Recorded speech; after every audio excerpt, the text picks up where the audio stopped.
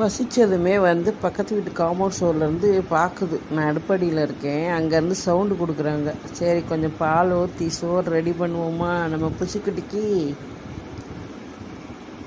Ready ஆச்சு. வா, சாப்பாடு ரெடியாக இருக்கு. எங்கே இருக்க?